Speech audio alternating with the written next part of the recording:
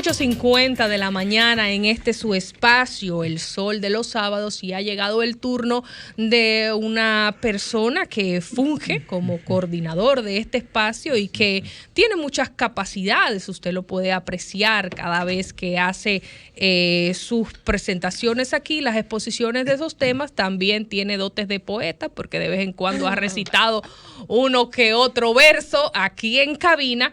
Y pues cedemos los micrófonos al titán de la juventud, nuestro nuevo capitán, Yuri Enrique Rodríguez.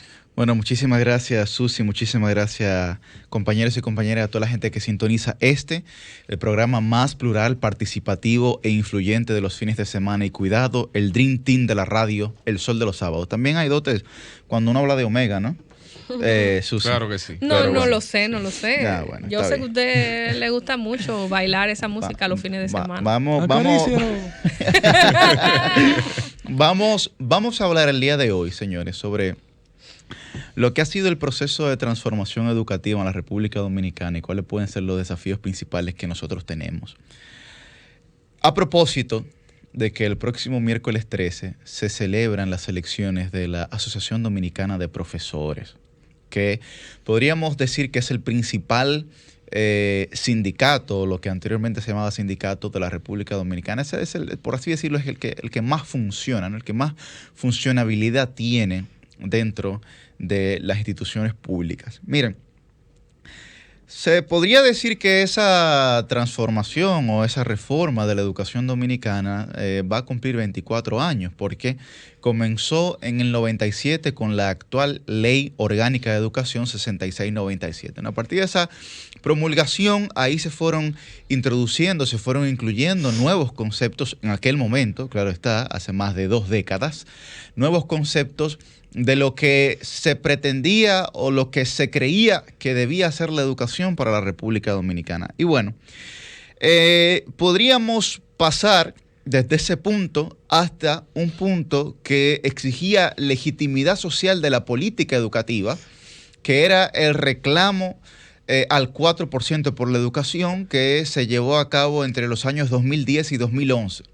Donde principalmente la clase media de la República Dominicana se lanzó inclusive a las calles. No sé si ustedes recuerdan aquellos ticheres amarillos, aquellas sombrillas amarillas, exigiendo que se cumpliera un mandato legal, mandato que planteaba esa misma ley, un mandato legal de que se colocara el 4% del Producto Interno Bruto para la educación en la República Dominicana. Bueno, en aquel momento, el que era candidato presidencial por el Partido de la Liberación Dominicana, Danilo Medina, se compromete a cumplir con la aplicación del 4% del PIB para la educación, ¿no? Y eso fue un tema, evidentemente, que en términos de campaña le sumó muchos puntos. Bueno, se compromete y lo aplica. Hay una principal crítica hacia ese 4% que a mí me parece insostenible e infundada, de que bueno, fue una política de varilla y cemento. Yo aquí voy a explicar por qué no, pero no es que si lo hubiese sido solamente de varilla y cemento, no quiere decir que hubiese estado mal o de forma incorrecta.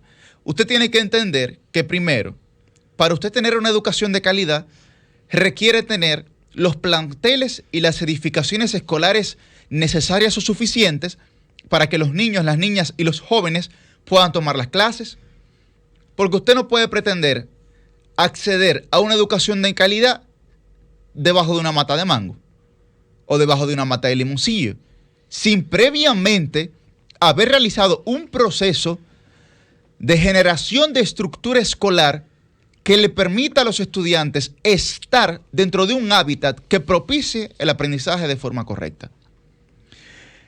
A partir de ahí, bueno, en el 2014 se firma el Pacto Nacional por la Reforma y la Calidad Educativa, que es, por así decirlo, el marco que fuera de la ley 6697 guía lo que debe ser la educación hacia el año 2030, ¿no? También viendo la Ley Nacional de Estrategia de Desarrollo, la Estrategia Nacional de Desarrollo y los ODS, que son los Objetivos de Desarrollo Sostenible hacia el año 2030, ¿no? Visualizando visualizando esas dos realidades, esa normativa y primero nacional y luego extranjera, pues entonces el Pacto Nacional por la Educación se visualiza hacia el 2030.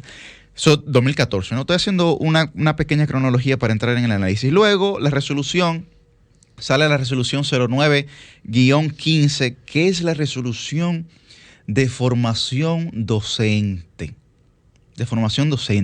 Que es aprobada por el Consejo Nacional, tanto de Educación Regular como por el Consejo Nacional de Educación Superior, Ciencia y Tecnología.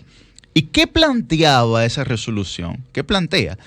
Bueno, la formación docente de excelencia, visualizando diversas dimensiones, como por ejemplo el desarrollo social y profesional de la persona, la dimensión sociocultural de la persona, las competencias inclusive biológicas y cognitivas de la persona, entre otras cosas. A partir de ahí también se crea por primera vez en la República Dominicana el currículum por competencias. ¿Qué es un currículum por competencia? Bueno, que lo que usted va a desarrollar dentro del aula o lo que usted procura que el estudiante desarrolle dentro del aula son competencias.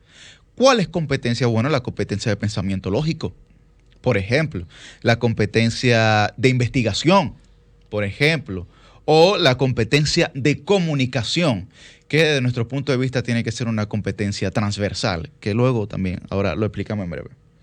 Se garantizó también en esa reforma o revolución educativa la tanda extendida, que tuvo un efecto muy importante, sobre todo en los hogares monoparentales de mujeres o padres solteros, que regularmente no solamente tenían un hijo, sino dos hijos, en el que se le garantizaba el desayuno, el almuerzo y la merienda. ¿Y por qué yo hablo en pretérito? ¿Por qué yo hablo en pasado de que se le garantizaba, ¿no? Bueno, porque todo esto que yo he mencionado está en riesgo. Está en riesgo, profundamente en riesgo, porque en abril de este año el ministro de Educación Superior, Ciencia y Tecnología decidió suspender la resolución 09-15 de formación docente. Pero posterior a eso, ¿qué ha planteado la UNESCO en los recientes estudios que ha hecho sobre los términos educativos, no solamente en la República Dominicana, sino también en toda la región, en América Latina? Bueno, que ya no tenemos lo que nosotros llamamos lagunas, sino mares que se generan en las brechas educativas. Pero a partir de ahí nosotros hemos reiterado en este espacio de que no hemos visto el primer diagnóstico, en principio, de acceso a la educación que se dio en el pasado año escolar, que fue un año escolar a distancia.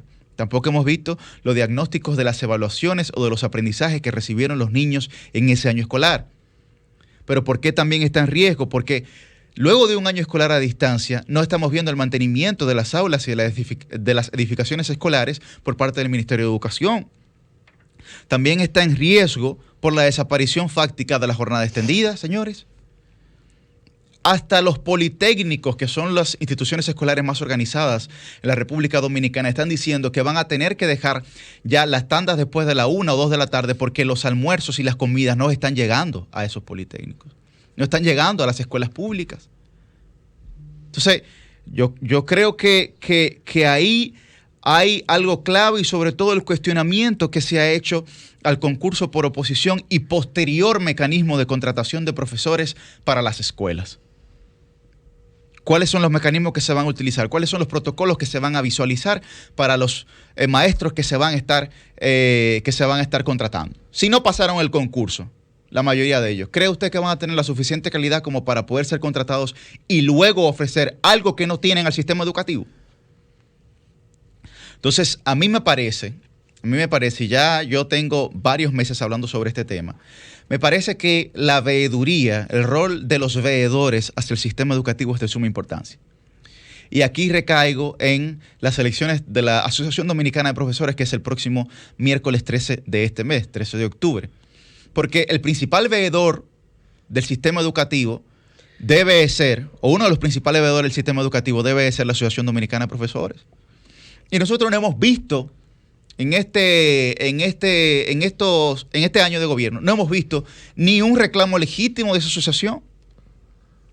Evidentemente que el cambio es impostergable en ese gremio.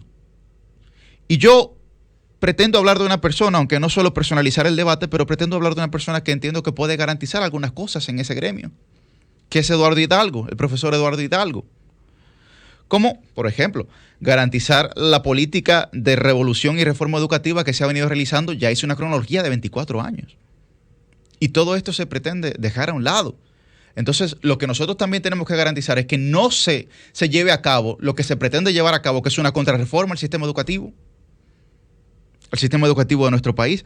Pero también hay que hacer la proposición de una nueva ley orgánica de educación que responda tanto al pacto educativo como a los nuevos desafíos del siglo XXI. Donde nosotros tenemos que pasar de una educación informativa a una educación formativa, que era lo que planteaba el educador Paulo Freire, que los estudiantes en los sistemas educativos como los nuestros son utilizados como si fueran una cuenta de ahorro, ¿no? En la que usted coloca dinero, pero ese dinero no le genera a usted ningún tipo de intereses. No hay ningún tipo de ganancia sobre ese dinero que usted está colocando. Entonces, cuando se refiere al dinero, se refiere al conocimiento, ¿no? Entonces, no hay un aprendizaje real porque el estudiante no está siendo reflexivo sobre los aprendizajes o sobre los conocimientos que está adquiriendo. No hay una independencia de criterio del estudiante sobre lo que se le ha colocado dentro de su cabeza. Entonces, finalmente, en esa proposición que creo que el profesor Eduardo Hidalgo la va a hacer y la debe de hacer, se tiene que escuchar a los estudiantes. Porque ese pacto educativo que nosotros celebramos es verdad que fue excluyente, porque se escucharon a todos los sectores empresariales, a los gremios, a los religiosos, a la sociedad civil. ¿Y ustedes saben a quién no se escuchó? Al colectivo que esa política pública afecta directamente, a los estudiantes. Entonces, ¿cuál es el criterio de los estudiantes de la metodología de enseñanza y la metodología educativa que hay en la República Dominicana? Eso hay que escucharlo. Porque si nosotros no tomamos decisiones basadas en la evidencia para las políticas públicas sobre los actores principales que van a sufrir las consecuencias de esa política, entonces nos estaremos engañando a nosotros mismos. Así que también debemos seguir promoviendo el programa de Cultura de Paz, que el último ministro que lo hizo, me parece que fue el ministro Navarro. De ese programa de Cultura de Paz hay que seguirlo haciendo. Hemos hablado de cómo la sociedad dominicana se ha tornado de agresiva a violenta. Y entonces tenemos evidentemente que contrarrestar esa realidad desde las escuelas. No es una responsabilidad de la policía. La reforma policial no tiene que abarcar esa realidad. O si la abarca, es contando con ese factor desde las escuelas. Porque ya decía yo, ¿qué pasa en la vida de un joven de 15 o 20 años que se convierte a esa edad en un ente letal para la sociedad? Eso no es responsabilidad de la policía. Eso es responsabilidad de una sociedad que le tocó formarlo. Así que yo exhorto que para nosotros poder realmente rescatar lo que en tanto tiempo ha durado para lograrse y que en tan poco tiempo se pretende desaparecer, se requiere de una persona con credibilidad y autoridad. Como decía el oyente, cuando se pierde credibilidad se pierde autoridad. De una persona con credibilidad y autoridad en el sector magisterial, como es el profesor Eduardo Hidalgo. Por eso exhorto a todos los maestros y las maestras de nuestro país que si quieren dejar algún legado en su vida sobre la sociedad en la que viven, el próximo miércoles 13 de octubre, abóquense a las votaciones de la ADP y háganlo votando por el número 2, el profesor Eduardo Hidalgo. Cambio y fuera. El sol de los sábados, el sol